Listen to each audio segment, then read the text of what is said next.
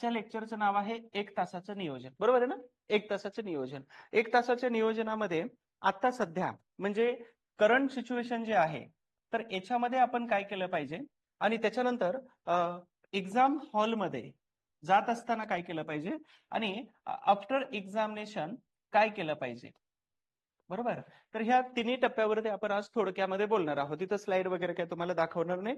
जेवढं माझ्याकडून शक्य आहे तर तेवढं इथं तुम्हाला लिहून टाकण्याचा प्रयत्न करतो आणि काही पॉइंट्स मिस होतील म्हणून मी लिहून आणलेले आहेत. बरं, आपला जो सेशन आहे 1 तासाचं नियोजन, तर हे 1 तासाचं नियोजन हे प्रश्न उत्तर स्वरूपामध्ये असायला हवं. मी थरथर कापणे, घाम येणं किंवा त्याच्यामध्ये ते वातावरण आपल्याला खायला उठणं किंवा इकडं तिकडं बघितल्यानंतर काहींचे चेहरे असे खूप भारी असतात, काहींचे चेहरे विचित्र असतात.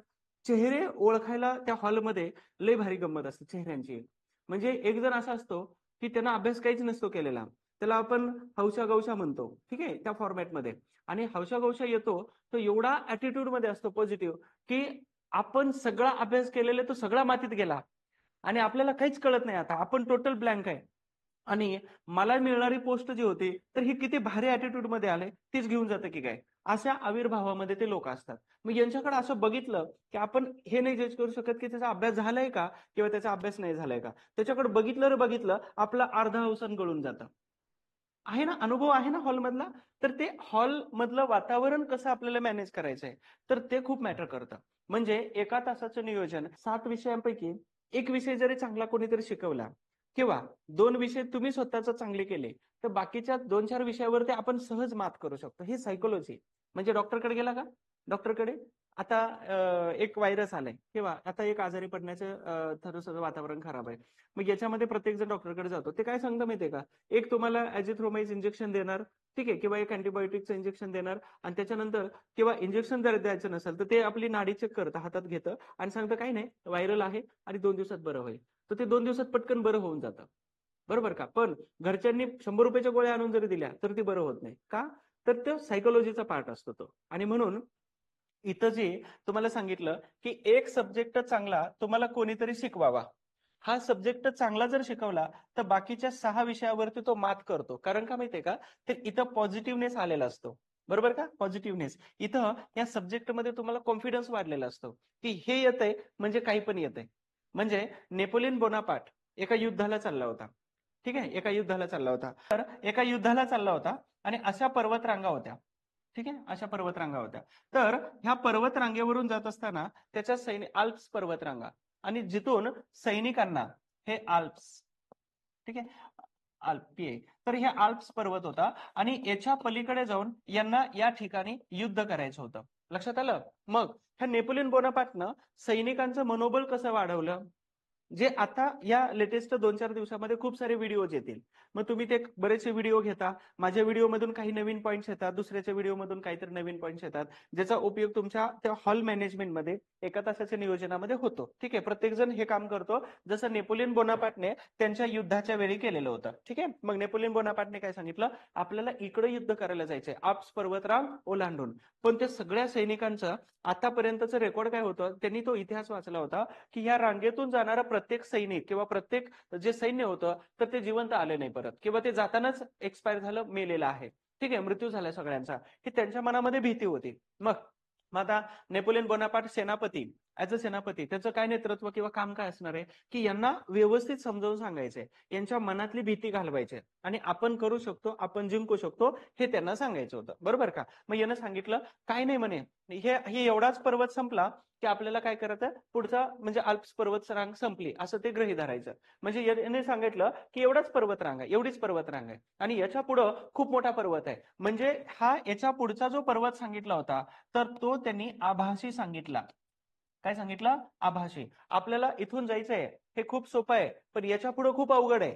आलं लक्षात. काय सांगितलं, याच्या पुढे खूप अवघड मोठा मोठा मोठा पर्वत आहे आणि तो आपल्याला सर करायचा आहे. मग हे छोटे छोटे पर्वत आहेत हे काहीच नाही म्हणे. आलं लक्षात. त्या सैनिकांना माहितच नव्हतं की आल्प्स पर्वतरांग कोणती आहे, जी सर्वात कठीण आहे. मग सैनिक म्हटले ठीक आहे ना, सर्वात मोठ्या पर्वतरांगेला पोहोचण्यासाठी छोट्या छोट्या पर्वतरांगा आपण क्रॉस करूया. मग हे जे सैनिक होतं सगळं, तर ह्या सैनिक अशा पद्धतीने ह्या पर्वतरांगेमधून असं जाऊ लागलं. त्यांनी असंच गप्पा टप्पा करत त्यांना म्हणायचं की अवघड काहीच नाही, अजून एक पर्वत खूप मोठा आहे, तिथपर्यंत तरी जाऊ आपण. म्हणून यांनी ह्या पर्वत रांगा पण क्रॉस केल्या आणि मग पुढच्या मैदानात आले, युद्धाला सुरुवात झाली आणि युद्ध जिंकले. तेव्हा त्यांना कळालं की आल्प्स पर्वतरांग पुढे नव्हता, तर आपण जो क्रॉस करून आलो तोच पर्वत होता. आणि आपण हसत खेळत आपल्या मनातली भीती घालवली या बोनापार्टने. अर्थात सांगायचं काय होतं की काही लोक हॉलमध्ये येतात, काही लोकांकडे बघून, म्हणजे पॉझिटिव्ह ऍटिट्यूड नावाची गोष्ट असते. मग काही लोकांकडे, म्हणजे एक उदाहरण मी माझ्यावरून सांगत होतो की मी जर हॉलमध्ये बसलो तर बाकीच्या लोकांचं टेन्शन वाढतं. का बरं? की अरे यांचा अभ्यास चांगला झालेला आहे, हे दिसायला अगदी शांत दिसतात, बरोबर का, दिसायला शांत दिसतात, एकदम कूल बसलेले आहेत. म्हणजेच काय आहे, ह्या हातपाय हलवत नाही, हे घाम पुसत नाही, इकडं तिकडं काय बघत नाही, फक्त आपल्या पेपर, अँसर शीट, पेन आणि आपला हॉल तिकीट आणि आयडी प्रूफ याच्यावरतीच कॉन्सन्ट्रेट केलेलं आहे. म्हणजे असे काही नमुने दिसतात, पण त्या नमुन्यांनी वेगळंच पांघरून घातलेलं असतं. उदाहरणार्थ कोणतं? एक तर काहीच येत नसतं, फॉर एक्झाम्पल साठी परीक्षा देत असतात. दुसरं खूप काही येत असतं, परीक्षा याला चांगली जाणार आहे, सोपी जाणार आहे, याच्यामुळे आपलं अवसान गळतं. कुस्ती बघितली तुम्ही सगळ्यांनी? कुस्ती. आता कुस्तीमध्ये एक मोठा पैलवान आणि एक छोटा पैलवान, त्या छोट्या पैलवानांचं अवसान कधी गळतं? तेव्हा हा मोठा दिसतो आणि त्यावेळी वाटतं की यार आपण जिंकू शकत नाही, बरोबर का, जिंकू शकत नाही. जसं ते मुंगीची आणि हत्तीची गोष्ट आहे.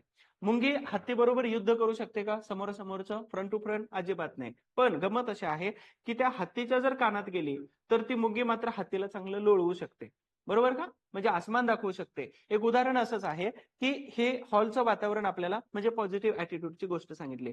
म्हणजे याच्यामध्ये हॉलमध्ये एंट्री केल्याबरोबर तुमचं जे वातावरण किंवा तुमचं बिहेवियर जे असायला पाहिजे तर ते असंच असायला पाहिजे. नॅशनल ज्योग्राफी किंवा हिस्ट्री चॅनल किंवा असे नॅशनल वेगवेगळे चॅनल आहेत बघा डिस्कव्हरीवाले, तर त्याच्यामध्ये ते शूटिंग आपल्याला ते दिसतं HD वालं, आणि ते एवढं झूम करतात की ते मुंगीचा चेहरा पण दिसतो की तो कसा विद्रूप आहे, किती विद्रूप आहे, ते एवढं झूमिंग करून बसतात. किंवा एखादी मुवमेंट त्यांना कॅप्चर करायची असते तर त्यावेळी ते महिनो तिथं कॅमेरा लावून बसतात. त्या कॅमेरामॅन मध्ये किती संयम असतो, लक्षात आलं का? त्या कॅमेरामध्ये संयम किती असतो कॅमेरामॅन मध्ये, की तो एक मोमेंट टिपण्यासाठी कितीतरी महिने, कितीतरी दिवस तो तिथे थांबतो. तो स्नायपर कितीतरी दिवस तुम्हाला एका ठिकाणी राहिलेला दिसतो.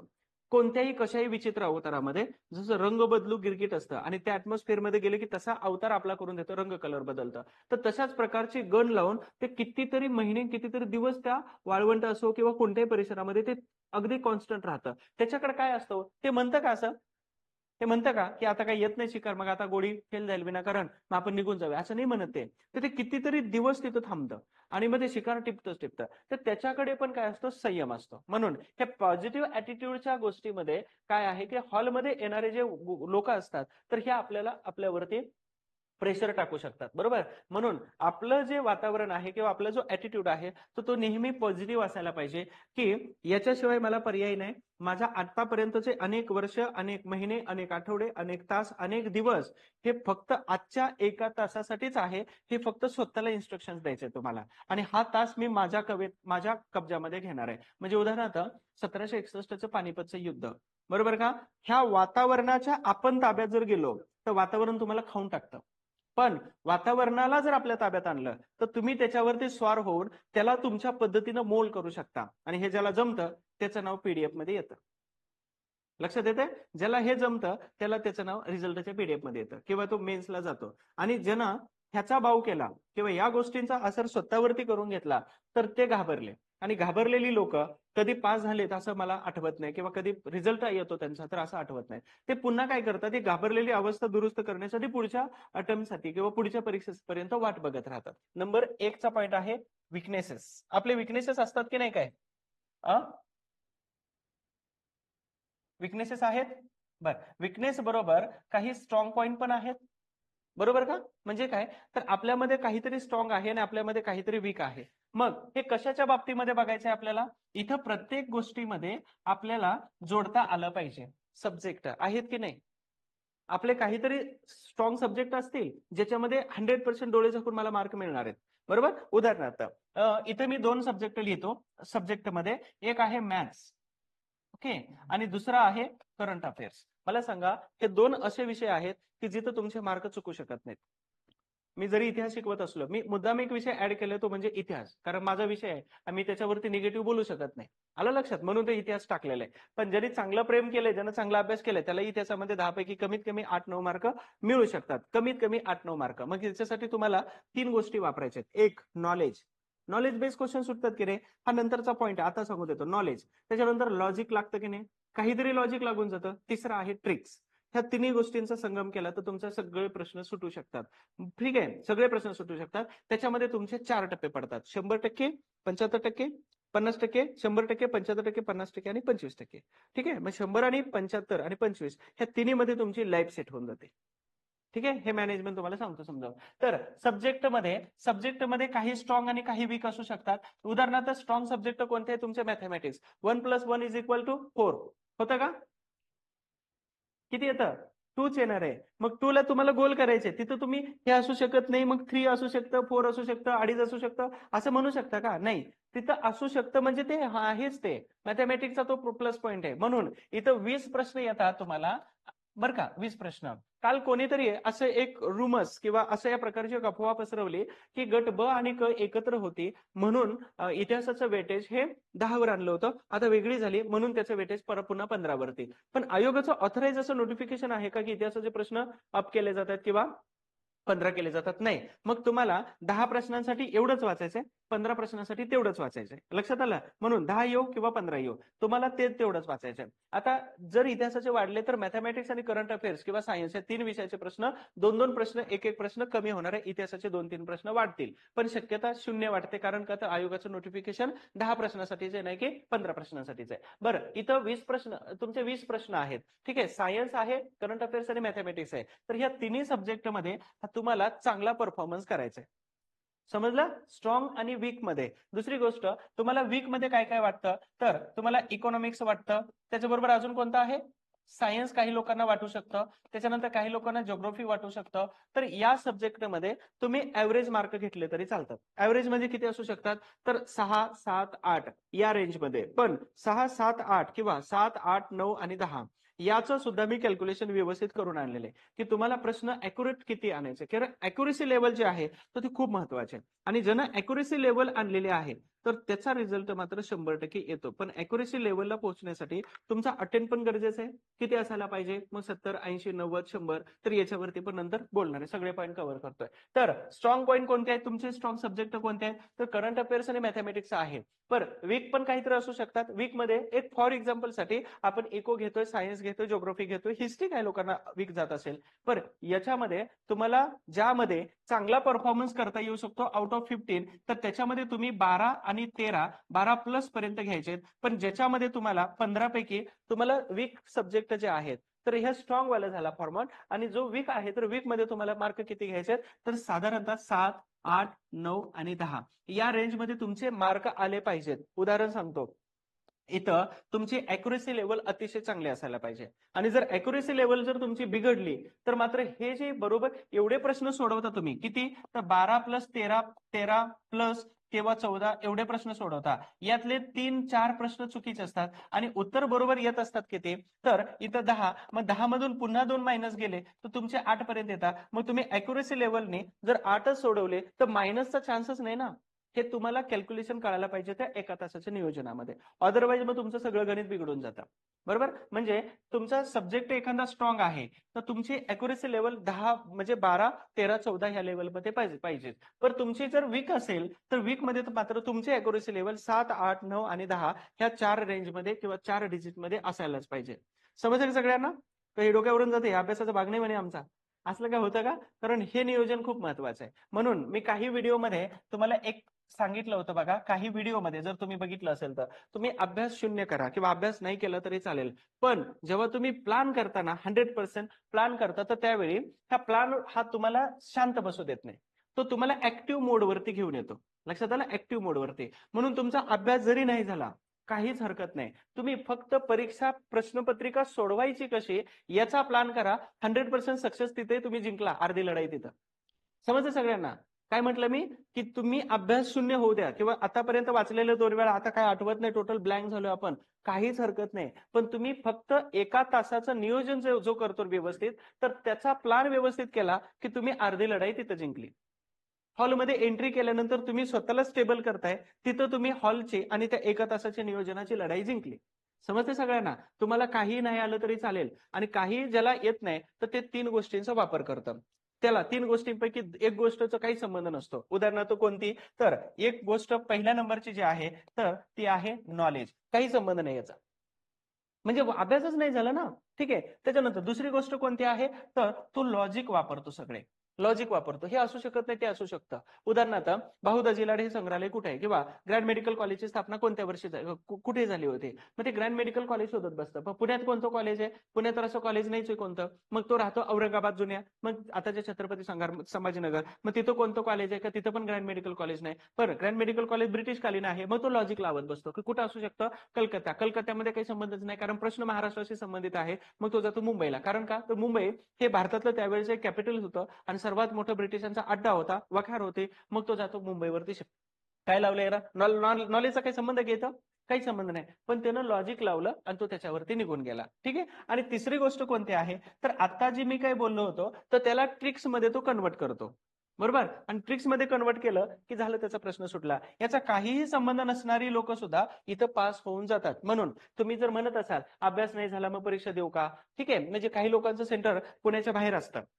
ठीक आहे. पण अभ्यास नाही झाला म्हणून ते जात नाहीत. ते रिझन ठीक आहे. पण तुमचा अभ्यास झालेला आहे, एकदा दोनदा वाचून झालेले आहे आणि तुमचं सेंटर पुण्यात आहे किंवा बाहेर आहे, तुम्ही म्हणता अभ्यास नाही झाला म्हणून नाही. 1 वर्ष परत पेंडिंग पडतं. 1 वर्ष परत एक्झाम पुढे जाते आणि एका वर्षामध्ये 1 वर्ष हे लिहायला खूप सोपं वाटतं. 1च वर्ष लिहायला खूप सोपं वाटतं. पण याच्यात परत आकडे वाढत गेले की मग आपल्या कपाळावरच्या आट्या मात्र यायला सुरुवात होते. 12 महिने आहेत. 12 महिने म्हटलं की परत 352 आठवडे. बरोबर लिहिले का? हा, अच्छा, 52 आठवडे सर. हा, थांबा, दिवस लिहायचे होते. 52 आठवडे. ओके, 52 आठवडे. पण 52 आठवडे पण गेलं, दिवस किती असतात? 365 दिवस असतात. आणि 365 दिवसानंतर फुल टेन्शन मध्ये येण्यासाठी मग त्याला हजारामध्ये कन्वर्ट करावं लागतं. मग तास किती असतात? तास 3600, 3600 तास असतात. बरोबर का? 3600 तास असतात. मग गडी फुल टेन्शन मध्ये येतो. बरं, याच्यावरती अजून जरा टेन्शन द्यायचं असेल तर 84,400 गडबड होते. 84,600 की 86,400 इथे गडबड होते. तर हे काय आहेत? मिनिट आहेत. मग तर हा जगतो की मरतो इथंच प्रश्न उभा राहतो. आलं लक्षात? म्हणजे तुम्ही काय म्हणता की 1च वर्ष पुढची परीक्षा पुढच्या वर्षी द्यायची आहे असं नाही. पण याच्यामध्ये एवढं सगळं गुंतून ठेवलेलं आहे. म्हणजेच 12 महिने आहेत. 12 महिने त्याच्याबरोबर 52 आठवडे, 365 दिवस आहेत, 3600 तास आहेत आणि 86,400 मिनिट आहेत. एवढं दिवस, एवढं मिनिट, एवढं तास, एवढे महिने, एवढे आठवडे तुम्हाला वाट बघावी लागते एका परीक्षेसाठी. सो स्किप करायचं नाही. आलं लक्षात? मग याच्यामध्ये आपण बघत होतो विकनेसेस. मग विकनेसेस मध्ये काय आहे? जर स्ट्रॉंग आहेत त्याच्यामध्ये तुम्हाला चांगले मार्क पडलेच पाहिजेत, पण अॅक्युरेसी लेव्हलनी त्याच्यामध्ये मार्क पडले पाहिजेत. जे वीक आहेत तर त्याच्यामध्ये या ऍव्हरेजने तुम्हाला चांगले मार्क पडले पाहिजेत, तरच तुमचं बॅलन्स होतं. बॅलन्स होणे म्हणजेच काय आहे? तर 7 विषय आहेत आणि 7 विषयामध्ये प्रत्येकी तुम्हाला बॅलन्स करण्यासाठी 10 प्रश्न बरोबर आले पाहिजेत. उदाहरणार्थ इथले समजा 12 आले, काही लोकांचे 13 आले, काही लोकांचे 14 आले, पण इथं मात्र तुम्हाला 7 आले, 8 आले, 9 आले आणि 10 आले. पण इथं तुम्हाला बॅलन्स करण्यासाठी त्या 12तले 2 इथं दिले तर इथं 10 होतात, इथं 10 होतात. ह्या 13 मधले 3 जर इथं दिले तर किती होतं? इथं 10 होतात, इथं 10 होतात. आणि या 14तले तुम्हाला 1 जर दिला तर इथं इथं किती होतात? इथं इथं 10 होतात आणि इथं 13 होऊन जातात. एक उदाहरण की बॅलन्स किती करायचं आपल्याला? ऍव्हरेज 10 प्रश्न. बरोबर का? 10 प्रश्न. बरं, इतिहासाचं याच्यात वेटेज कमी आहे ऑलरेडी. मी इतिहास तुम्ही 7 घ्या, 8 घ्या, इट्स ओके आहे. पण बाकीच्या विषयामध्ये जर घेतलं तर तुमचं टार्गेट जे किती असलं पाहिजे? 60+ टार्गेट असलं पाहिजे. बरोबर का? दुसरी गोष्ट, पास होणारे लोक अॅक्युरेसी लेव्हलवरती जास्त भर देतात. ते निगेटिव्ह मध्ये खूप कमी जातात. आलं लक्षात? ते सिले मिस्टेक्स असतात किंवा 50-50 खेळत बसतात आणि त्याच्यामध्ये ते सिली मिस्टेक टाळतात आणि ते अॅक्युरेसी लेव्हलवरती भर देतात. आपल्यामध्ये पोरांची गंमत काय होते माहितीये का? अशी गंमत होते, त्यांना सोडवलेलं असतं 80. ठीक आहे? सोडवलेलं 80. आम्ही हे चेक करताना असं करता, रॉंग आणि राईट. बरोबर का? नाही, उलट झालं. थांबा, इथं 80 सोडवलेले असतात, हे पहिल्यांदा राईट लिहितं आणि राईट लिहितपर्यंत पहिल्यांदा चेक करतं बरोबर किती बरोबर किती, लय भारी वाटतं त्याला. मग बरोबर इथं किती सोडवलेले असतात त्यानं? 60 सोडवले असतात. ठीक आहे, नाही 50 पर्यंत येतात, एवढे नाही येते 50 पर्यंत येतात. आणि परत त्याला काय वाटतं, आता 30 चुकलेले किती आहेत? 30. मग हे 30 भागिले 4 करतं, बरोबर का? मग किती मायनस झाले? 7.5. ठीक आहे, मग या 50 मधून काय करते? 7.5 किंवा 7 वजा करतं. किती पर्यंत आला पोहोचला गडी? 43. मग 43 हा कुठं बसतो का? मुलगी असेल तर PSI ला बसते, अदरवाईज हे कुठल्यातच बसत नाही. आलं लक्षात? म्हणजे सांगायचं उदाहरण की हे असं करतात बरीच लोक. हा काही बाकी मुलांचा अनुभव नाही, हा पर्सनल माझा पण अनुभव तोच आहे ना. पहिल्यांदा खूप उत्साहामध्ये असं सोडवायचं, एवढं सोडवायचं, 80 घ्या, 90 घ्या किंवा 100 पैकी 100 सोडवायचे. आम्ही यात चुकायचे किती माहितीये का? तर याच्यामध्ये की जेवढा आकडा बरोबर येतो ना, तर त्याच्यापेक्षा जास्त चुकीचा आकडा जास्त जात असतो. नेहमी हे आहे, प्रत्येक मुलाबरोबर हाच घडलेला असतो पहिल्या प्रवासामध्ये. आणि उलटा जो प्रवास घडतो ना, तर त्यानं मात्र खूप चांगल्या मॅच्युरिटीने परीक्षा दिलेली असते, अॅक्युरेसी लेवलवरती भर दिलेला असतो आणि त्याचं राईट जे आहे हे जास्त येतं आणि रॉंग हे खूप कमी येतं, मग त्याचा रिझल्ट 100% येतो. म्हणून इथं मी तुम्हाला परत सांगितलं, अॅक्युरेसी लेवल तुम्हाला गाठायचे. स्ट्रॉंग आणि वीक कोणते सब्जेक्ट आहेत हे तुम्ही ऑलरेडी माइंडमध्ये बनवलं असेल अगोदरपासूनच, की हा विषय मला जमत नाही, याच्यामध्ये मी 15 पैकी तुम्हाला 7, 8, 10 मार्कांची अपेक्षा करतोय, पण चांगला विषय आहे 15 पैकी, तर तुम्हाला 12, 13, 14 एवढे यायला हरकत नाही. ठीक आहे, हा 1 नंबरचा पॉईंट झाला आपला. तर स्ट्रॉंग सब्जेक्ट कोणते आहेत आणि वीक सब्जेक्ट कोणते आहेत हे तुम्हाला निवडायचे आहे. आणि हे निवडत असताना चांगले विषय निवडायचे आणि त्यामध्ये फिक्स मार्क घेण्याची तेवढी मनाची तयारी ठेवायची. म्हणून तुम्ही सगळा अभ्यास जरी कमी झाला असला तर हरकत नाही, पण तुम्ही स्वतःमध्ये मात्र पॉझिटिव्ह ऍटिट्यूड ठेवला पाहिजे की ही परीक्षा माझीच आहे आणि हे वातावरण माझ्या फेवरमध्ये येणार आहे. ठीक आहे, त्यानंतर नंबर 2चा आहे, जे अगोदर वाचून झालेलं आहे तर त्याच्यावरतीच भर द्यायचं, नवीन काही वाचायचं नाही. म्हणून उदाहरणार्थ आता मी गेल्या 4 दिवसापासून आपल्या शॉर्ट नोट्स देतोय, म्हणजे 35-70 पानांच्या नोट्स आहेत माझ्या, पण 70 पानामध्ये वेगळं काहीच नाही. तुम्हाला ज्या ऑलरेडी 250 पानांच्या नोट्स दिलेल्या आहेत, तर त्या 250 मधले बाकीचे 190, 180 पेजेस मी डिलीट केले आणि उरलेले जे 70 पेजेस आहेत, तर ते मोस्ट प्रोबॅबिलिटी आहे की याच्यावरतीच प्रश्न आला. मग मी थोडंसं बसलो आणि बसल्यानंतर मी भाग 1 आणि भाग 2 PYQचं तुम्ही झेरॉक्स करून घेतली का? मी तुम्हाला PDF पाठवली होती बघा लोकांना किंवा टेलिग्रामला पाठवली होती. तर PYQ मध्ये आजच्या व्हिडिओमध्ये पण मी सांगितलं की काँग्रेस नेहमी किती वेळा विचारलेले आहे एकाच एक्झाम मध्ये, 2023-22 एक्झाम मध्ये काँग्रेसवरती 3 प्रश्न विचारले सलग. बरं, दुसरी गोष्ट, 1857चा उठाव सलग क्वेश्चन येऊ लागला ना, आलं लक्षात? त्याच्यानंतर ही ब्राह्मणेतर चळवळ, त्याच्यानंतर नाम लोखंडे, दीनबंधू, फिक्स क्वेश्चन 17 पासून येतात या टॉपिक वरती. लक्षात आलं का? मग असं थोडं अनालिसिस केलं, PYQ एकत्र केलं, अनालिसिस केलं की कोणत्या टॉपिकवर फोकस केला पाहिजे. मग हे सगळे टॉपिक मी काय केले, एकत्र केले आणि ते झाले 70. मला आणायचे होते 25 वरती, म्हणजे तुमचे 1.5 तासात 1 तासात पटकन रिव्हिजन झालं पाहिजे होतं, पण ते स्किप काय करायचं सांगता येईना. बरं, अजून एक आहे, 100% तिथून प्रश्न येईलच असं नाही, पण आतापर्यंतचा अभ्यास बघितला तर त्याच्यावरतीच फिक्स क्वेश्चन परत परत परत हिट झालेत, म्हणून ते टॉपिक तुम्हाला काढून दिले. मग अशा नोट्स ऑलरेडी तुम्ही वाचलेले, ऑलरेडी तुम्ही शिकलेले, वाचायला सोपं जाणार आहे तुम्हाला, त्या जड जाणार नाही. पण तुम्हाला दुसरं कोणीतरी आता वेगळ्या इतिहासाच्या नोट्स दिल्या आणि सांगितलं की हे पण खूप महत्वाचं आहे, मग त्याच्यात गंमत काय होणार आहे, तुमची द्विधा अवस्था होणार आहे की नेमकं वाचू काय, आणि त्या नोट्स कमी जास्त पेजेस असतील किंवा डाटा वेगळ्या पद्धतीने त्याची मांडणी केलेली असेल, तो तुम्हाला जड जातो पचायला. आलं लक्षात? म्हणून जे अगोदर वाचन झालेलं आहे, तर अजिबात नवीन मटेरियल काय असेल तर हे तुम्हाला टाळायचंय, नवीन मटेरियल टाळायचंय. आणि नवीन मटेरियल जर टाळलं तर मी काय म्हणतो की तुम्हाला 15 पैकी तुम्हाला प्रश्न किती बरोबर आणायचे? 7, 8, 9 आणि 10 प्रश्न बरोबर आणायचे. म्हणजे ऑलरेडी मटेरियल आहे, तर तेवढं जर चांगलं केलं आणि अनेक वेळा वाचलं तर एवढ्या ऍव्हरेजने प्रश्न येऊ शकतात. तुम्ही नवीन मटेरियल वापरून तुम्ही 15 पैकी 13, 14, 15 प्रश्न बरोबर आणू शकत नाही. कारण का? तर मटेरियल सेमच आहे, मांडण्याची पद्धत वेगळी आहे, पेजेसची संख्या कमी जास्त असू शकते. मग जे आहे ऑलरेडी तर तेच वाचा. आता उद्या आणि परवा 2 दिवस राहिलेले तुमच्याकडे, 2-3 दिवस, तर 2-3 दिवसामध्ये जे आहे तेच वाचायचं. टेलिग्राम किंवा त्याचबरोबर अनेक ठिकाणी तुम्हाला मटेरियल खूप सारं प्रोव्हाइड करतात. ठीक आहे, आता शिक्षकामध्ये पण खूप रेस असते, म्हणजे यांनी हे बनवलं की आपण पण काहीतरी बनवायचं. ठीक आहे ना, पण याच्यात काय होतं माहितीये का, मुलांचं नुकसान जास्त होतं. मुलांचं नुकसान जास्त होतं. कसं? उदाहरणार्थ मी तुम्हाला सांगितलं PYQचे एक मी तुम्हाला करून दिलं PYQचं. आता मला माहित नव्हतं की PYQ म्हटलं जाता जाता PYQ म्हणजेच काय आहे, तर एक दुवा आहे, आयोग आणि त्याचबरोबर आयोगाचे प्रश्न कसे आलेले आहेत आतापर्यंत आणि हे रिफ्लेक्ट कसे झालेले आहेत आणि वारंवार का विचारलेले आहेत याच टॉपिकला हिट का केले. तर याच्यासाठी मला वाटलं की इतिहासाचे पीवायक्यू बनवावे आणि त्याचा एक व्हिडिओ बनवायच्या ऐवजी तो झाला नसता, म्हणून त्याचे भाग मी 2 बनवले. पण समजा काही लोकांनी त्या पीवायक्यूलाच परत विश्लेषणामध्ये जर तुम्हाला नोट्स बनवून दिल्या तर तुमचं नुकसान आहे की नाही? नुकसान आहे. बरं, पीवायक्यू तुमचं, मी समजा इतिहास बनवला तर अर्धा तासामध्ये सगळं पीवायक्यू तुमचं वाचून होतं, कारण 1 लाईन मध्ये, आणि मी फक्त उत्तरं टाकून दिली तुम्हाला. पण दुसरं कोणीतरी दिलं की 4 ऑप्शन देते, 4 ऑप्शन मध्ये एक उत्तर देते आणि त्याच्या खाली परत त्याचं विश्लेषण देतं. तो टाइम टेकिंग आहे ना, ते टाइम टेकिंग आहे. आणि त्या टाइम टेकिंग मध्ये तुमचे इतर 2 विषय होणार असतात, तुम्ही एकाच विषयावरती स्पीड ब्रेकर सारखे थांबून राहता. क्लिअर झालं? तर याच्यासाठी नवीन मटेरियल कोणत्याही प्रकारचं अजिबात वापरायचं नाही, ही एक महत्वाची गोष्ट आहे. दुसरं, फॅक्टवरती भर द्यायचं.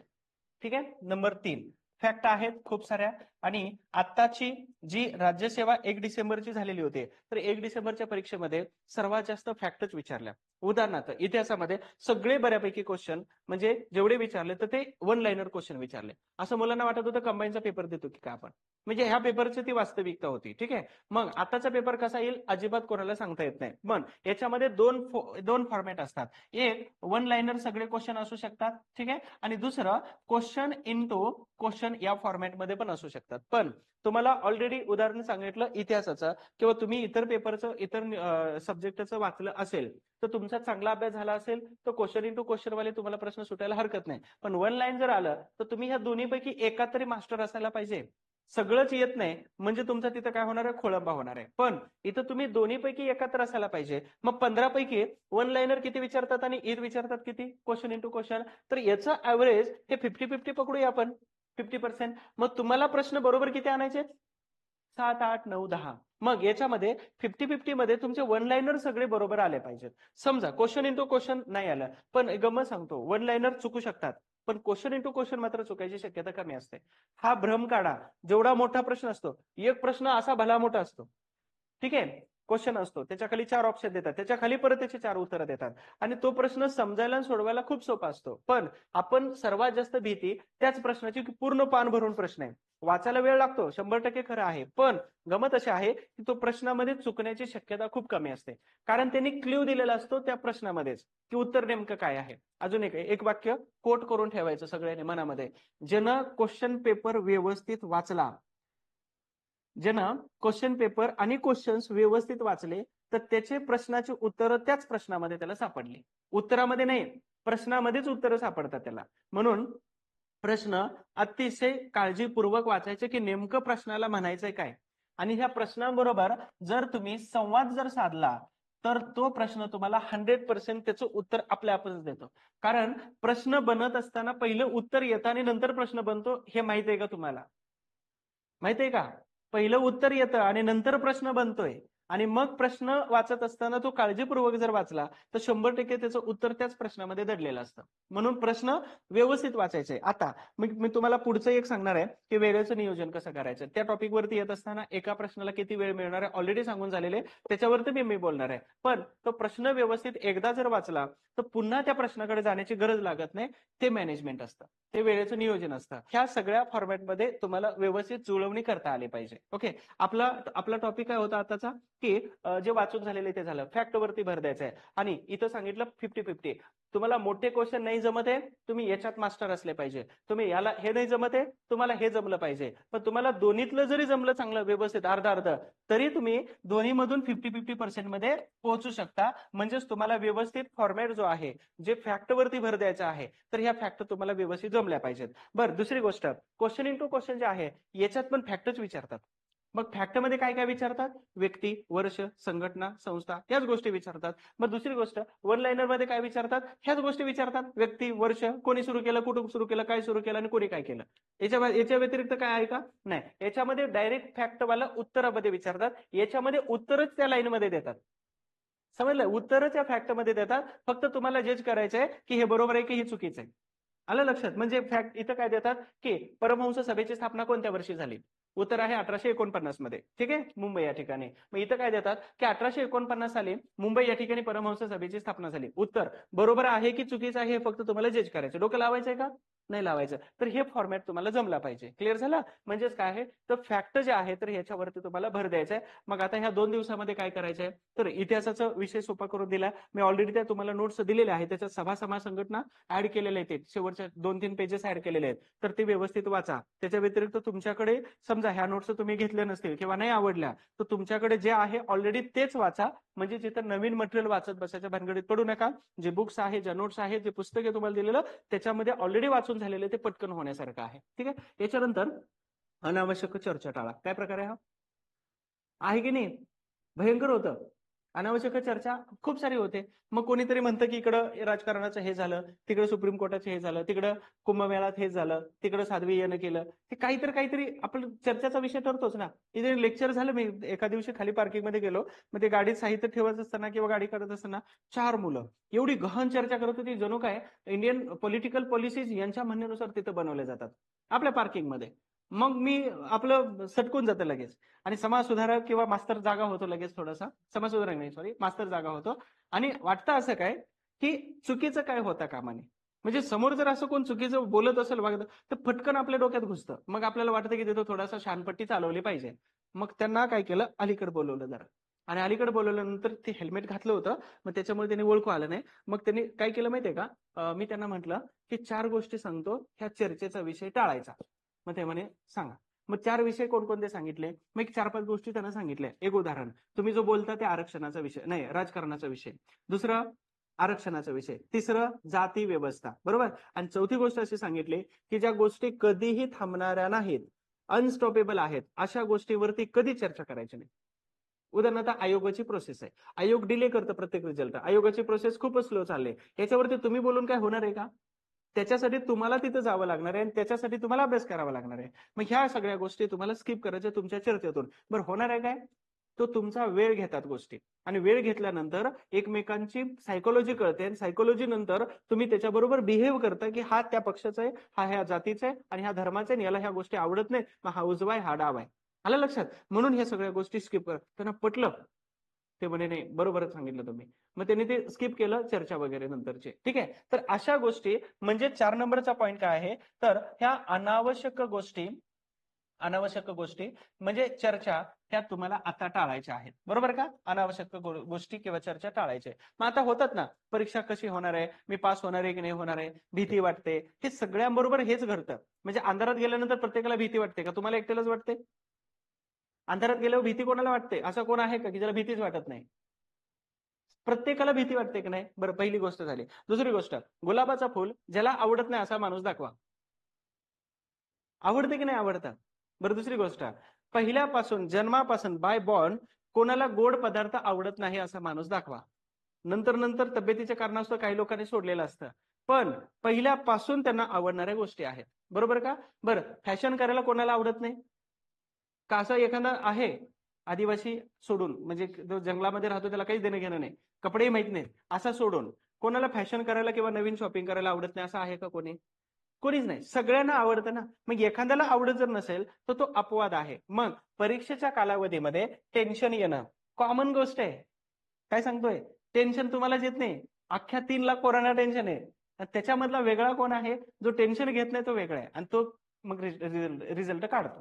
समजलं सगळ्यांना? म्हणजे गुलाबाचं फुल सांगितलं, गोड सांगितलं, प्रवास करायला सांगितलं, फिरायला सांगितलं, शॉपिंग करायला. याच्यात अपवाद कोण आहे का? मला अजिबात आवडत नाही यातलं काय, असं कोण असू शकतं का?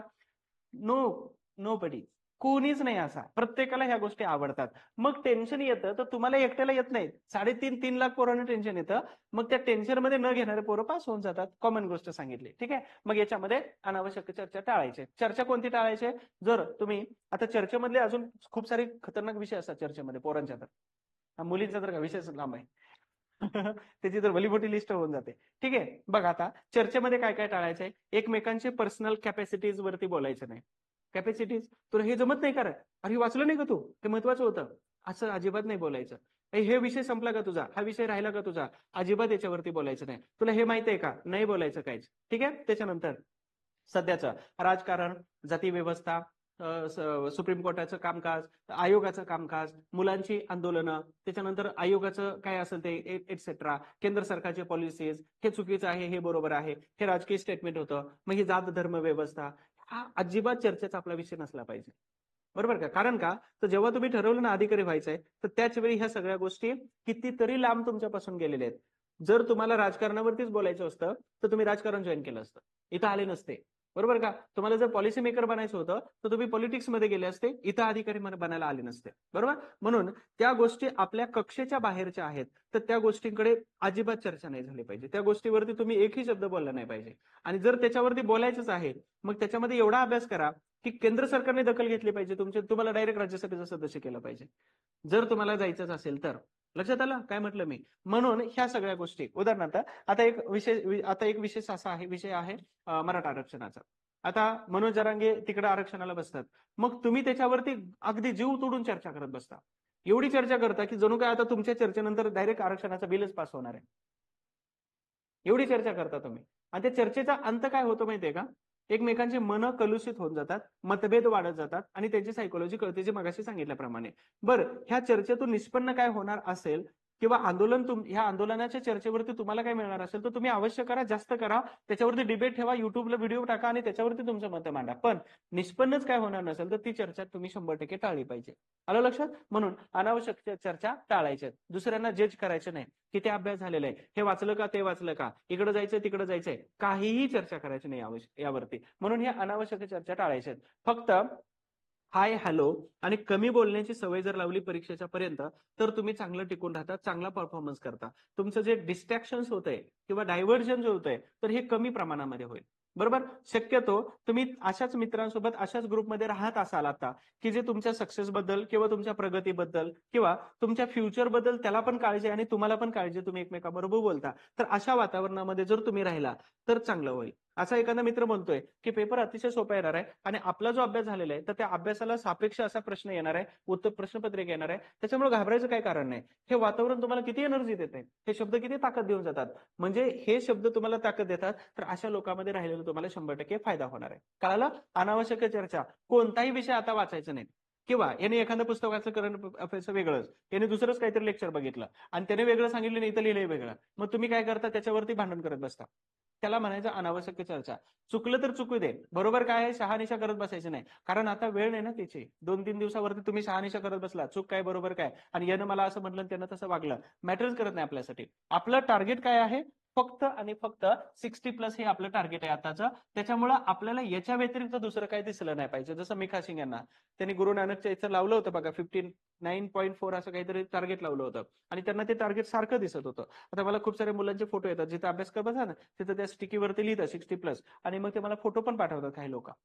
ठीक आहे, मग ह्यानं काय होतं माहितीये का, तुम्ही जर टार्गेट विसरला तर ते टार्गेट तुम्हाला आठवून देते की नाही तुला याच्यासाठी अभ्यास करायचा. म्हणून तुमचं 3 दिवसांमध्ये काय असलं पाहिजे, 60+ तुमचं दिसलं पाहिजे. हे 60+ तुमच्या वयाच्या 60 वर्षाची नियोजन तयारी करून ठेवतंय रिटायरमेंट पर्यंत. म्हणून 60+ तुम्हाला टार्गेट ठेवायचे, एवढंच आठवलं पाहिजे. हे अनावश्यक चर्चा टोटल टाळायचे. त्याच्यानंतर दुसरं महत्वाचं पॉझिटिव्ह ऍटिट्यूड. काय आहे पॉझिटिव्ह ऍटिट्यूड नंतर सांगतो शेवटी. आता एबीसीडी तंत्रज्ञान काय आहे, एबीसीडीचं एबीसीडी तंत्रज्ञान काय आहे. तुम्ही प्रश्नपत्रिकेबरोबर संवाद साधला आला पाहिजे बरोबर तुम्हाला. आणि जर ज्याला संवाद साधता येत नाही, प्रश्नपत्रिका बोलतात हे आपल्याला कळत नाही, आपण त्यांना मुख्य समजतो, नाही प्रश्न बोलतात, तुम्हाला उत्तरही देतात आणि व्यवस्थित जर वाचलं तर तुम्हाला ते बरोबर उत्तर पण देतात, तर तो संवाद व्यवस्थित असला पाहिजे. ठीक आहे. आता याच्यानंतरचा जो पुढचा जो भाग आहे तर एबीसीडी तंत्रज्ञान हे काय प्रकारे म्हणे आता नवीनच बघा. एबीसीडी तंत्रज्ञानामध्ये जोड्या लावाचा जो प्रश्न असतो तर त्याचं उत्तर 99% 1 आणि 4 नंबरचा पर्याय असतो. जर तुम्हाला नाही जमलं तर माहित आहे का हे एबीसीडी तंत्रज्ञानामध्ये म्हणजे 1 2 3 4 हे जे असतात ना ऑप्शन्स, 4 पर्याय असतात, तर याच्यामध्ये बऱ्यापैकी उत्तर जोड्या लावायचे. जर नाही जमलं तर 1 आणि 4 ला गोळा मारून यायचं. जर तुम्हाला तिथं पर्सेंटेज किती वाटतं 50-50 किंवा 75-25 जर वाटत असेल किंवा काहीच नाही वाटत आहे आणि तुमची खूपच तीव्र इच्छा झाली मला प्रश्न सोडवायचाच आहे, तर तुम्ही 1 आणि 4 ला गोळा मारून यायचं. जोड्या लावामध्ये 1 आणि 4 ला शक्यतो 99% अॅक्युरेसी येते, 1 आणि 4 ला. तर हे तुम्हाला माहित असायला पाहिजे. त्या हॉलमध्ये ना 2 गोष्टींचं लय मोठं भांडण चालतं. कोणतं? अरे रे, हा, 2 गोष्टींचं लय जोरात भांडण चालतं. एक आहे हृदय आणि दुसरं कोणतं आहे, मेंदू. ह्या दोन्हीचं एवढं जोरात भांडण असतं की काही खरं नाही. आणि पहिल्यांदा जो कॉल आलेला असतो उत्तरासाठी, तो शेवटपर्यंत तुम्ही 10 वेळा जर त्या प्रश्नावर फिरून आलात ना तर ते म्हणतं की नाही हे सही आहे. आलं लक्षात?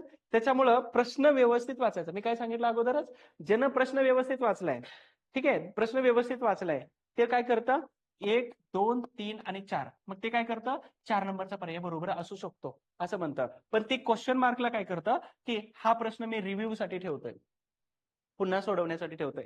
साईन कोणत्या करायचे ते पण सांगतो, त्याच्यातली एक साईन आहे. मी पुन्हा सोडवण्यासाठी हा प्रश्न ठेवलेला आहे. मग परत 100 प्रश्नापर्यंत गेल्यानंतर आपण असे प्रश्न सोडवत येतो, की बघतो असे की कोणता क्वेश्चन आपण गोल केलेला आहे, म्हणजे रिव्ह्यू साठी ठेवलेला आहे. मग असं परत आलं की याच्यावरती मग तो प्रश्न अगोदर वाचलेला असतो, ठीक आहे, अर्धा कच्चा वाचलेला असतो, त्याचं उत्तर अर्ध कच्चा आपल्या ब्रेनने कॉल दिलेला असतो की 4 नंबरचा पर्याय बरोबर आहे. त्याला 10 वेळा जरी वाचलं तर ते 4च्या बाहेर परत जातच नाही.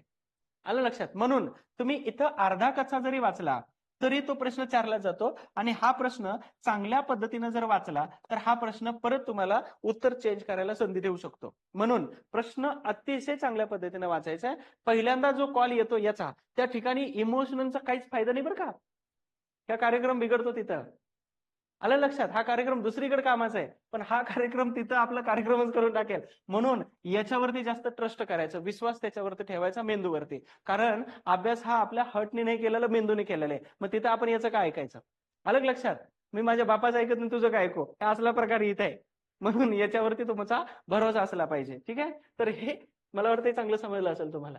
हे भांडण चालतं बरं जोरात तिथं, आणि तुमचं भांडण झाल्यानंतर आपण भेटू एकदा परीक्षा झाल्यानंतर, की भांडण कशा प्रकारचं होतं, है ना? आणि मग तिथं इमोशनल वरती आपण माणूस इमोशनल वरती जास्त जातो. मग तिथं उत्तर मायनस मध्ये काय जातात, सिली मिस्टेक काय होतात, तर तिथे याचं ऐकलेलं असतं, हे बिनकामाचं तिथं निष्क्रिय मध्ये मध्ये मध्ये मध्ये मध्ये मध्ये जात असतं, ह्याचं काही काम नसतं तिथं, ऍक्च्युअली काम त्याचं तिथं असतं. बरोबर ना? चल पुढचं एबीसीडी तंत्रज्ञानाचं सांगायचं राहिलं. आता एबीसीडी मध्ये काय करायचं, तुम्हाला जे उत्तर जमत नाही जोड्या लावा. तुमची तीव्र इच्छा आहे, मी तर म्हणतो सोडून द्या, डायरेक्ट सोडून द्या, अॅक्युरेसी लेवलवरती भर द्या.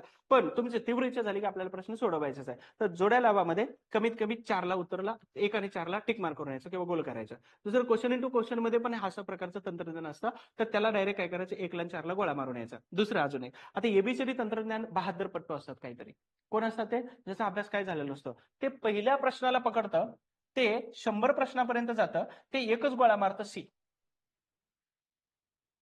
100 प्रश्नांपर्यंत डायरेक्ट सी करून टाकतं. काय करतं, किंवा ए, बी, सी आणि डी यातला कोणता तरी एक असं पकडतं, आणि ते डायरेक्ट एवढं मारून जातं की त्याचे प्रश्न बरोबर येण्याचे चान्सेस जास्त असू शकतात. मी एका प्रश्नपत्रिकेमध्ये, उत्तरपत्रिकेमध्ये बरोबर ए किती आले होते हे चेक केलं होतं, तर त्याच्यातले 32 प्रश्न बरोबर ए ला आले होते. 32 प्रश्न. मग मी काय म्हणतो, की 32 पहिल्यांदा अॅक्युरेसी लेवलने सोडवले तर इथं तुमचे प्रश्न किती येतात, बरोबर 35-30 प्रश्न बरोबर येऊ शकतात. प्रत्येकाचे 100 पैकी 30 प्रश्न समजा बरोबर आले, 30 प्रश्न, ठीक आहे, 30 प्रश्न अॅक्युरेसी लेवलने, म्हणजे जो मी वाचलेलाच नाही अजिबात सोडवणार नाही. जो प्रश्न मी वाचलेला आहे, ज्याचं उत्तर फिक्स माहित आहे, असू शकतं नाही लागू होत तिथं, वाचलेलं आहे याचं उत्तर हेच आहे, असे प्रश्न कमीत कमी 30 असतात. कुठलीही प्रश्नपत्रिका बघा आल्यानंतर तुम्ही 30 प्रश्न असतात. बरं, तुम्हाला पास होण्यासाठी किती प्रश्नांची गरज आहे? ठीक आहे, आपण 60 पकडूया. बरं, 60 मध्ये आता तुम्ही 60 मध्ये 2-3 गोष्टी लावू शकता की नाही. एक तर नॉलेज लावलेलं आहे ऑलरेडी इथं, परत त्या राहिलेल्या प्रश्नावरती नॉलेज लावू शकता, लॉजिक लावू शकता आणि ट्रिक्स पण लावू शकता. मग ह्या एवढ्या गोष्टीमधून तुम्ही पुढच्या 30 प्रश्नापर्यंत सहज पोहोचू शकता की नाही. 3 गोष्टीवरती अॅक्युरेसी लेवलने किती आलेत, 30 आलेत. बाकीच्या 3 गोष्टीवरती तुमचे 30 प्रश्न जर बरोबर आले तर तुमचं ऍव्हरेज 60 प्रश्नांपर्यंत आलं. समजा यातले 2-3 जरी चुकले तर 57, 55, 57, 58 आले, एसटीचा स्कोर जातो तुमचा बरोबर, क्रॉस होऊन जातोय. मग हे तुम्हाला जमलं पाहिजे. नाही नाही, ते सांगितले की आता समजा यातनं तुमचे चुकले काही प्रश्न, इथं काय सांगितलं, ह्या 3 गोष्टी इथं वापरा, नॉलेज, लॉजिक आणि ट्रिक्स, ह्या तिन्ही गोष्टी वापरा. 60 प्रश्न बरोबर आलेत. बरं, तुम्ही काय 60च्या 60च सोडवणार आहे? कोणच मायकेल नाही की जो 70च्या खाली सोडवतो. 100% अॅक्युरेसी लेवलला जाणारे पण कार्यकर्ते आहेत सगळे, बरोबर, बऱ्यापैकी. मग तुम्ही 60च्या 60 सोडवत नाही ना. मी काय म्हणतो, की यानं एवढे बरोबर आले आणि यानं एवढे बरोबर आले, तुमचा स्कोर आला 60चा, आणि बाकीचे तुमचे 20+ सोडवलेले जे आहेत, तर 20 मधले तुमचे साधारणतः 20 जर प्रश्न चुकले तर इथं तुमचे प्रश्न मार्क किती कट होतात तुमचे, 5 प्रश्न, बरोबर का. म्हणजे 55 मधून ह्या 60 मधून तुमचे 5 जर मायनस झाले तर तुमचा स्कोर किती येतोय, 55 येतो 60 मधून. मग 55 साठी कोणता तरी कट ऑफ ठेवलेला आहे की नाही तुमच्यासाठी. मग हे तुम्हाला जमलं पाहिजे, लॉजिक आणि मॅजिक. हे दोन्ही गोष्टी जमल्या पाहिजेत. अदरवाईज मग आपला तिथं व्यवस्थितपणे आयोगाच्या पेपरमधून काय कार्यक्रम होऊ शकतो. बरोबर. म्हणून एबीसीडी तंत्रज्ञानाचा अशा प्रकारचा उपयोग करता आला पाहिजे. नंबर 2 आहे त्याच्यामधला दुसरा पार्ट सुरू झाला गणित आणि चालू घडामोडी, आणि तिसरा विषय मी इतिहास जोडलेला त्याला. ठीक आहे. आता इतिहास तुम्हाला शिकवलाय पूर्ण सब्जेक्ट, म्हणून मी त्याला इतिहास जोडलेला आहे, जेणेकरून तुम्हाला येणारे प्रश्न नॉलेज बेस वरती नाही सोडवता आले तर कमीत कमी लॉजिक तरी लावून सोडवू शकता की हे सांगितलंय, हे सांगितलं नाही, हे वाचलंय, हे वाचलं नाही, किंवा हे असू शकत नाही, ते असू शकतं एलिमिनेशन मेथड नुसार. ठीक आहे. म्हणून दुसरा टॉपिक कोणता आहे तर पॉइंट आहे गणित आणि करंट अफेअर्स. तर यामध्ये तुम्हाला चांगल्या प्रकारचे मार्क मिळू शकतात. का बरं? उत्तर सांगितलं मी, 1 + 1 = 2. इथं तुम्ही 3 असू शकतं, 4 असू शकतो, 5 असू शकतं, असं म्हणू शकता का? नाही म्हणू शकत. बरं, दुसरी गोष्ट, कुंभमेळा हा खालीलपैकी कोणत्या शहरात सुरू आहे? प्रश्न येऊ शकतो. मग तुम्ही त्याला नाशिक, उज्जैन किंवा केदारनाथ नाही लिहू शकत, प्रयागराजच लिहिणार आहे. का? तर ते तुम्ही बघताय रोज ना, तुम्ही रोज वाचताय त्याला. आणि म्हणून चालू घडामोडी गणिताचे प्रश्न हे तुम्हाला चांगले आणि अॅक्युरेसी लेवलला पोहोचवून देणारे 2 सब्जेक्ट आहेत. बरं, याच्या व्यतिरिक्त इतिहास हा विषय तुम्हाला मी का लिहितो इथं, तर ऑलरेडी इथं चांगला शिकवलेला आहे. म्हणजे इथं शिकवलेला आहे, चांगला शब्द नंतरचा भाग आहे, तर इथं शिकवलेला आहे. दुसरी गोष्ट, तुमच्याकडून काहीतरी टेस्ट किंवा ह्या सगळ्या गोष्टीमधून अकॅडमीनं करून घेतलेलं आहे. मग तुम्हाला त्याच्यापासून लांब जाण्यासाठी मी तुम्हाला सोडलंच नाही. त्याचे मस्त असे दोर बांधून ठेवले तुम्हाला. म्हणजे इथलं लेक्चर जरी नाही झालं तर तुम्हाला व्हॉट्सअपला लिंक येतात माझ्या युट्यूबच्या. मग त्या युट्यूबच्या लिंक त्याच्यानंतर इथं शिकवलेलं, किंवा त्याच्यामध्ये परत पहिल्यांदा आणलं काय मी ते शॉर्ट नोट्स आणल्या, मोठ्या नोट्स पहिल्यांदा दिल्या, शिकवलं, परत शॉर्ट नोट्स आणल्या, परत ते 75, 50, 100 वर्षावाल्या घटना टाकून दिल्या, परत काय टाकलं, PYQ टाकलं. 6 गोष्टीमुळे तुम्हाला बांधून ठेवलं, आणि त्याच्यासाठी अजून एक व्हिडिओ प्रकारचा आणला. एवढ्या गोष्टीमुळे तुम्हाला याच्याबरोबर कनेक्ट करून ठेवलंय. म्हणजे तुम्ही थोडंसं इतिहासापासून लांब गेले, परत त्याला आणलं जातं माघारी. आलं लक्षात? ते एवढ्या गोष्टीमुळे तुम्हाला बांधून ठेवलं. म्हणून इतिहास विषयामध्ये कमीत कमी तुमचे 7-8 प्रश्न तरी बरोबर यायला पाहिजेत. येतातच बरं का, येड्या माणसाचे येतात, तुमचे तर 8-9 बरोबर यायला पाहिजेत. म्हणजे ज्यानं अभ्यास केला नाही त्याचे येऊ शकतात, मग तुमचे चांगले यायला पाहिजेत. तर 2 विषय समजले. म्हणून आता काय काम करायचं माहितीये का, आता मी काही बघितलं नाही कोणाचे व्हिडिओ वगैरे मॅथमॅटिक्स आणि रिझनिंगचे, पण एक काम करायचं, अनालिसिस करायचं. कोणतं अनालिसिस? की कोणत्या टॉपिक वरती क्वेश्चन जास्त रिपीट झालेला आहेत. माहितीये का तुम्हाला? टॉपिक सांगू मी? म्हणजे मॅथमॅटिक्सचे टॉपिक सांगतो तुम्हाला, सांगितलं असेल मी लास्ट टाइम तुम्हाला. ठीक आहे. तर टॉपिक सांगतो तुम्हाला ज्यावरती वारंवार क्वेश्चन आलेले आहेत. तर नळ आणि पाण्याची टाकी, माहिती आहे ना, क्वेश्चन आलेले. त्याच्यानंतर नंबर 2 वैवारी. आले की नाही प्रश्न? प्रत्येक परीक्षेत एक प्रश्न आहेच. मी अनालिसिस केले तेवढं. मी मॅथमॅटिक्स आणि स्टॅटिस्टिक्सचा स्टुडंट आहे बरं का. 12वी मॅथमॅटिक्स, 12वी झाली सायन्स, आणि 1 वर्ष BSCचं मॅथमॅटिक्स आणि स्टॅटिस्टिक्स मध्ये केले, त्याच्यामुळे मला गणित पण चांगलं जमतं. ठीक आहे. ओके. तर नळ आणि टाकी, वैवारी. त्याच्यानंतर अंतर. अंतर कशाचं असतं? ते ट्रेनचं अंतर, खांबाला पार केलं, टनेलला पार केलं, याच्यावरती एक असतं. ठीक आहे. शक्यता कमी असते. अजून काय आहे? दिशा. दिशा तर डायरेक्शन. डायरेक्शन. आयोग इकडं पहिल्याला 15 किलोमीटर केलं, त्याच्यानंतर इकडं वळालं, त्याच्यानंतर इकडं, मग मूळ जागेवर किती किलोमीटर राहिलं ते ऐक नाही का, असा फॉर्मॅट असतो. फिक्स क्वेश्चन याच्यावरती. त्याच्यानंतर काय आहे? वर्तुळाकार किंवा सिटिंग अरेंजमेंट म्हणू आपण त्याला, हो ना, सिटिंग अरेंजमेंट. आहे की नाही प्रश्न? फिक्सच प्रश्न याच्यावरती. हे गोल बसले, हे राऊंड बसले, मी इकडचं तिकडं, तिकडचं इकडं, मग इथं वळखा कोण आहे, बरोबर का? त्याच्यानंतर नातेसंबंध किंवा ब्लड रिलेशन वाला प्रश्न, तर हा त्याचा आहे, तो त्याचा आहे. आले का? आता मला सांगा, याच्यावरती फिक्स क्वेश्चन आतापर्यंत आहेत. आज PYQचं, गणिताचं PYQचं पुस्तक काढा, आणि जेवढं सांगितलंय हा घड्याळ खूप कमी फ्रिक्वेन्सी, खूप कमी फ्रिक्वेन्सी. नाही, मी पहिल्यांदा लिहिलं असतं. खूप कमी फ्रिक्वेन्सी त्याचे, चेक करा तुम्ही जाऊन. अजून मला आठवतात, अजून 1-2 पॉईंट आहेत, पण मला ते आठवत नाहीत. अजून काय आठवत आहे गणितासाठी? एक हा, काम काळ म्हणजे किती तासात किती दिवसात केलं, हा ते काय म्हणतात, काम काळ आणि वेग. हा, किती तासात किती दिवसात किती मजुरांनी वगैरे, फिक्स क्वेश्चन आहे हा. अजून असे 2-3 पॉईंट आहेत, मला सांगा. 1 2 3 4 5 6 7 कॅलेंडर, ते दिवस ना, ते दिवस. ठीक, कॅलेंडर पण करा. शेकडेवारी, शेकडेवारी. बास आता, बास आता. नफा तोटा. हा, तर नफा तोटा. आता मला सांगा, 1 2 3 4 5 6 7 8 9 आणि 10 प्रश्नांची तुमची तयारी झाली की इथंच. पर 10 पैकी तुमचे मी म्हणतो काय 7 किंवा 8 प्रश्न येऊ द्या. बाकीच्या प्रश्नांची तयारी तुम्ही ऑलरेडी बाकीचे टॉपिक केलेले आहेत. मग हे फिक्स येतात एवढेच का करू नये तुम्ही? मी सांगितलं सभा समाज संघटना शाहू फुले आंबेडकर ह्यावरती फिक्स प्रश्न येतो. तुम्ही केलं आणि तिथं तुमचे 2-3 प्रश्न कव्हर झाले. बाकी 5 प्रश्नांची तयारी तर तुम्हाला करायची. 3 प्रश्न तर ऑलरेडी मी सांगितले. बाकीचे 5 टॉपिकची तुम्हाला तयारी करायची आहे. मग झाले तुमचे 8-9 प्रश्न. काय अवघड आहे इतिहासामध्ये 10 पैकी 7-8 प्रश्न घेण्याचे अवघड काहीच प्रोसेस नाही. आलं लक्षात? म्हणून गणिताचे प्रश्न जे आहेत तर अशा प्रकारचे येऊ शकतात. आता करंट अफेअर्स मध्ये काय काय प्रश्न येतात आणि कुठं जातात त्याचा काही भरोसा नाही. पण जे पुस्तक आणि जे घडलेलं आहे त्याच्यावरतीच येतात. तुम्हाला हे नाही इथे विचारत की बाबरने खालीलपैकी कोणतं पुस्तक लिहिलं, चालू घडामोडीचा प्रश्न आहे सांगा, असं नाही विचारत. ठीक आहे, किंवा बाबरची समाधी कुठे आहे ज्याच्यावरती आता संशोधन चालू आहे, चालू घडामोडीमध्ये नाही विचारत ते. बरोबर आहे. म्हणून या चालू घडामोडीमध्ये ते पण त्याचे टॉपिक फिक्स असतात. फक्त तुम्हाला अनालिसिस करायला जमलं पाहिजे. ज्यानं अनालिसिस चांगलं केलंय तर त्याचा चांगला पेपर जाणार आहे. ओके, त्याच्यानंतर पुढचा आहे इलिमिनेशन मेथड. काय प्रकार आहे हा? इलिमिनेशन मेथड जमलं पाहिजे तुम्हाला. हा, काय जमतंय? 1 2 3 4, 1 2 3 आणि 4 याच्यामध्ये काय काढायचं तुम्हाला, कसं काढायचंय? हा, तर इथं क्वेश्चन दिलेलं आहे ABCD XYZ काहीतरी क्वेश्चन आहे. मग आपण नेहमी काय करतो माहितीये का, आपली सायकोलॉजी काय बनलेली आहे, योग्य उत्तर शोधणे. ही आपली सायकोलॉजी बनलेली आहे. कारण आपल्याला पॉझिटिव्ह असतो ना, आपण पॉझिटिव्ह ऍटिट्यूड आहे, आपण पॉझिटिव्ह असतो. म्हणून आपण काय करतो की निगेटिव्ह विचार कधी करत नाही. पण कधी कधी प्रश्नपत्रिकेमध्ये निगेटिव्ह विचार केला पाहिजे. कसा? तर तुम्हाला इथं बरोबरच उत्तर शोधण्यामध्ये तुमचा जो भर असतो तो भर तुम्हाला कमी करायचा आहे. म्हणजे तुम्हाला उत्तर जमतच नाही, पण मग तुम्ही याच्यामध्ये हा ऑप्शन असू शकत नाही या मतावरती पण ठाम असला पाहिजे. बरोबर का?